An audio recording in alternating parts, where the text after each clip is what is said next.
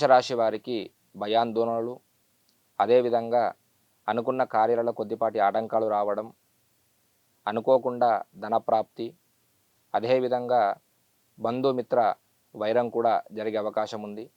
కాబట్టి బయట బంధువులతో మాట్లాడేటప్పుడు కానివ్వండి, స్నేహితులతో బయటికి వెళ్ళేటప్పుడు కానివ్వండి, కొద్దిగా ఆలోచిస్తూ మాట్లాడితే, ఆలోచిస్తూ వెళ్తే బాగుంటుంది.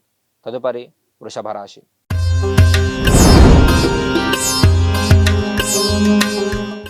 వృషభ రాశి వారికి ధనప్రాప్తి, సకల కార్యములయందు విజయము, అనుకున్న విధంగా ముందుకు వెళ్తారు. సమాజంలో గౌరవం లభిస్తుంది. ఇంట్లో కూడా మనశ్శాంతి ఉంటుంది. అయినప్పటికీ కూడా దూర ప్రయాణాలు చేసేటప్పుడు కొద్దిగా జాగ్రత్త వహించాలి. ఎందుకంటే కొద్దిగా ఇబ్బందులు, గాయాలు కానీ కొద్దిగా ప్రమాదం జరిగే అవకాశం అనేది కనబడతా ఉంది.